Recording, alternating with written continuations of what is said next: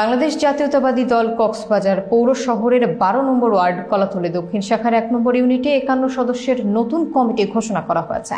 গতকাল বিকেল 4টায় কলাতলী সৈকত পাড়ার একটি আবাসিক হলরুমে অনুষ্ঠান অনুষ্ঠিত হয়েছে। আরাফাত শিকদারের প্রতিবেদনে থাকছে বিস্তারিত। এতে প্রধান অতিথি হিসেবে উপস্থিত ছিলেন 12 নম্বর ওয়ার্ড বিএনপি সভাপতি জননেতা আব্দুল খালেক এবং প্রধান বক্তা ছিলেন সাধারণ সম্পাদক মোহাম্মদ নূর হোসেন। অনুষ্ঠানটি সঞ্চালনা করেন সাংগঠনিক সম্পাদক ও কলাতলী উত্তর আদর্শ গ্রাম সমাজ পরিচালনা কমিটির সভাপতি মোহাম্মদ নাসির উদ্দিন। প্রধান অতিথি মোহাম্মদ আব্দুল খালেক নবগঠিত কমিটির ঘোষণা দেন।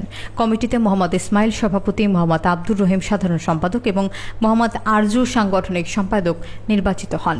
নবনির্বাচিত নেতৃবৃন্দকে ফুলেল শুভেচ্ছা জানিয়ে বক্তারা বলেন, দেশের মানুষ আজ গণতন্ত্রের জন্য লড়াই করছে।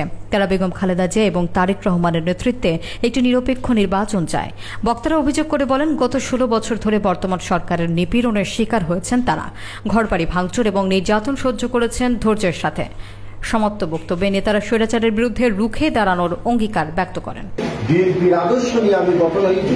আমি বিএনপির আদর্শকে ভালোবাসি বলে, আমি মানুষের কাতারে কাতারে গিয়ে মানুষকে ভালোবাসি বলে, মানুষকে ভয়ভীতি না করে, মানুষকে ইনসাফ এবং উদারতা দিয়ে যখন আমি মানুষের পাশে ছিলাম, তখন আমাকে মানুষ আমাকে সামাজিকভাবে আমাকে সভাপতি এবং সবকিছুর দায়িত্ব দিয়ে আমি আওয়ামী লীগ আমলে সমাজ নিয়ে আমি পরিচালিত করি।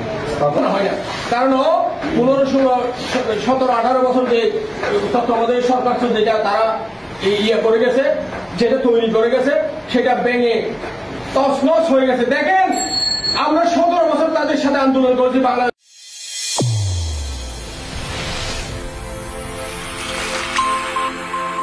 চ্যানেল A1 হৃদয়ের স্পন্দন।